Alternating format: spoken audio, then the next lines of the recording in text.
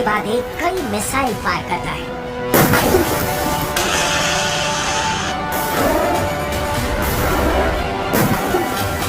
पहला हमला, टावर उड़ गया।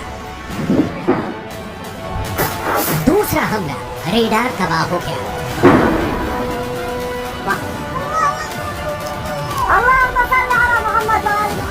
तीसरा हमला, एक और अड्डा तहस नहस हो गया।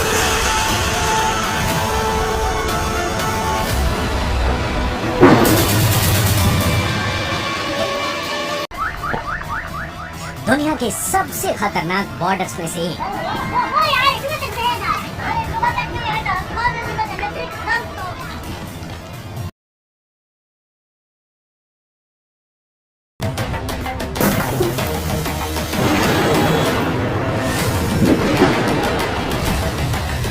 अब यहाँ क्या हुआ, बहुत गौर से देखिएगा। यहाँ लेबनान के इलाके में हिजबुल्लाह का पूरा कंट्रोल है और उसने निकाले 3 बहुत ही खतरनाक एंटी टैंक मिसाइल और मल्टी बैरल रॉकेट लॉन्चर। ये मिसाइल ईरान से सप्लाई की जाती रही है और ऐसी मिसाइलों का हिजबुल्लाह के पास बहुत बड़ा जखीरा है।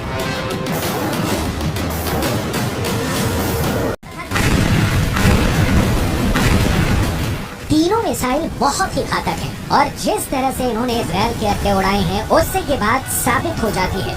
हिजबुल्लाह का दावा है कि उसने ये हमला लेबनान में इजराइल के हमले के जवाब में किया। इजराइल के हमले में एक पत्रकार की मौत हुई है जबकि कई घायल हुए हैं। इस वीडियो में देखा जा सकता है कि कुछ पत्रकार घायल हालत में हैं और पास ही एक गाड़ी चल रही है। इजराइल पर इस हमले का आरोप लगा है।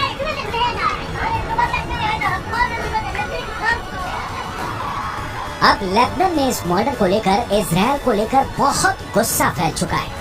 इजराइल के खिलाफ बेरूत में लगातार प्रदर्शन हो रहे हैं।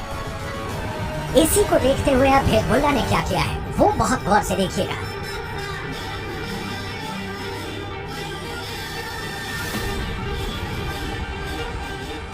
सबसे पहले इजराइल का अड्डा नंबर 1 शतुला इलाके में बने इस अड्डे पर हिजबुल्लाह ने किया पहला हमला।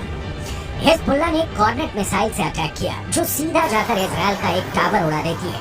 हिजबुल्लाह की ये रेंज देखकर इजराइल के कैंप में खलबली सी मच गई क्योंकि निशाना भी बिल्कुल सटीक लगा और टावर पूरी तरह से तबाह हो गया।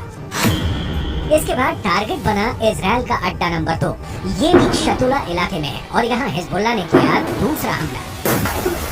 इस बार हिजबुल्लाह ने BGM-71 2 anti tank guided missile का इस्तेमाल किया।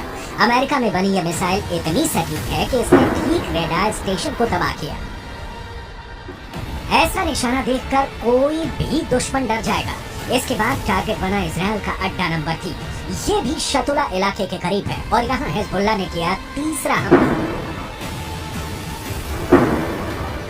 इस बार हिजबुल्लाह ने conquers anti tank guided missile fire की। रूस की ये वायर गाइडेड मिसाइल भी इजराइल के एक ठिकाने को खत्म कर देती है।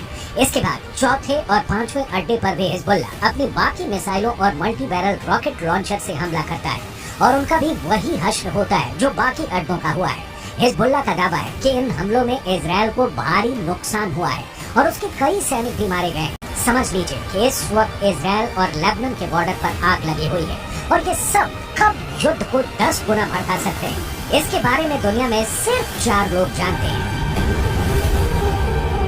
पहले हैं इजराइल के प्रधानमंत्री बेंयामिन नेतन्याहू, दूसरे हैं ईरान के राष्ट्रपति इब्राहिम रईसी, तीसरे हैं अमेरिका के राष्ट्रपति जो बाइडेन और चौथे हैं यूरोप से लेकर अमेरिका तक सबको हिला देने वाले रूस के राष्ट्रपति व्लादिमीर पुतिन। लेकिन इस वक्त सबसे ज्यादा एक्टिव ईरान है। ईरान के विदेश मंत्री हुसैन अमीर अब्दुल्लाहिया ने कहा है कि अगर इजराइल ने गाजा पर बमबारी नहीं रोकी तो हिजबुल्लाह ने ऐसी तैयारी की हुई है कि इजराइल में जलजला आ जाएगा। در اسرائیل علیه شهروندان و غیر نظامیان در غزه فوراً متوقف شود.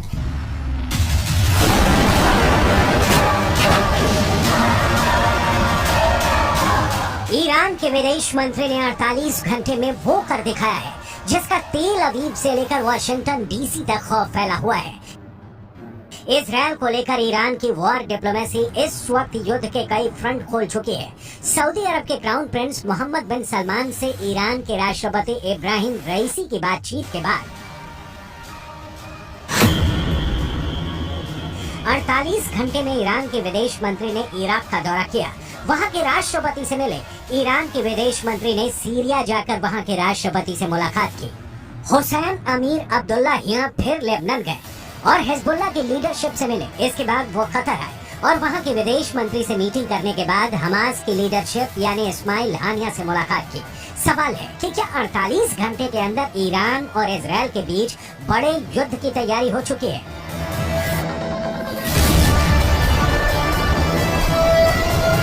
इजराइल ने भी लेबनान बॉर्डर पर हमले का वीडियो जारी करके बताया है कि वो हिजबुल्लाह को छोड़ेगा नहीं।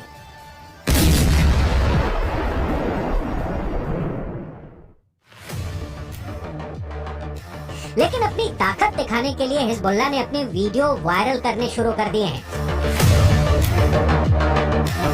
हिजबुल्लाह के इस वीडियो में बताया जा रहा है कि वो इजराइल पर हमले के लिए तैयार है।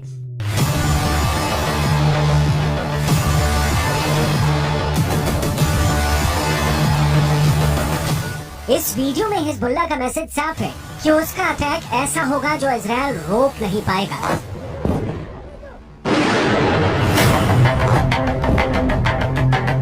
इस वीडियो में हिजबुल्लाह का मिलिशिया कमांडो ऑपरेशन की तरफ इशारा कर रहा है। इस वीडियो में हिजबुल्लाह बता रहा है कि उसके कमांडो मोटरसाइकिल पर आएंगे और इजराइल की सेना भागती हुई नजर आएगी। हिजबुल्लाह ने बहुत साफ शब्दों में कह दिया है कि वो इजराइल पर हमला कर देगा।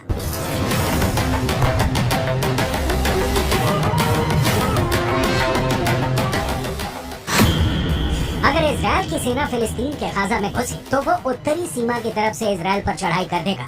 इजराइल और लेबनान के बीच करीब 130 किलोमीटर लंबा बॉर्डर है और यहाँ संयुक्त राष्ट्र की शांति सेना तैनात रही है। इसमें भारत की फौज भी शामिल है। इस वक्त इजराइल को गाजा से ज्यादा इस बॉर्डर की टेंशन है, क्योंकि अगर इजराइल गाजा में घुसा तो हिजबुल्लाह उत्तर की तरफ से इजराइल पर हमला बोल देगा। Hezbollah fighters fired an anti-tank missile towards Israeli troops. There was a short battle, and the situation eventually calmed down. Afterwards, Hezbollah sent drones into Israel and also fired surface-to-air missiles against an Israeli aircraft. All of those two attempts were successfully intercepted by the IDF, but the situation on the northern border remains very tense, and we are monitoring the activities of Hezbollah very closely with additional enhanced capabilities in the north, prepared for any eventuality that may happen. दक्षिण Lebanon और उत्तरी Israel के बीच जो border है वहाँ तनाव बहुत ज्यादा है। यहाँ अफरा तफरी के बीच खामोशी है जो तूफान से पहले देखी जाती है।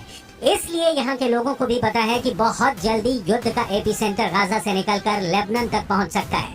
यहाँ तैनात संयुक्त राष्ट्र की सेनाएं भी अलर्ट मोड पर हैं। लगातार पेट्रोलिंग हो रही है। इजराइल की सेना ने अपना गोला बारूद तैयार रखा हुआ है। तोपों से जो गोले फायर किए जाएंगे वो पहले से ही रेडी मोड पर रखे गए हैं।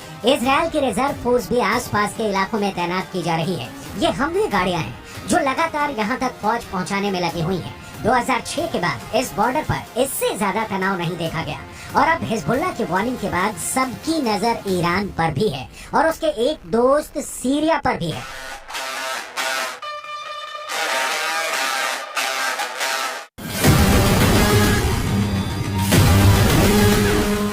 इजराइल के गोलान की पहाड़ियों पर भी टैंक पहुंचा दिए गए हैं। ये जगह सीरिया का हिस्सा था, लेकिन 1967 में युद्ध के बाद इजराइल ने सीरिया के इस हिस्से को अपने में मिला लिया और तभी से यह इलाका इजराइल के कंट्रोल में है। देखा जाए तो इस वक्त पूरे पश्चिम एशिया में युद्ध की चिंगारी पहुंच चुकी है। इजराइल से लेकर गाजा और गाजा से निकली गई आग अब लेबनान पहुंच चुकी है। चिंगारी सीरिया और ईरान में भी नजर आ रही है।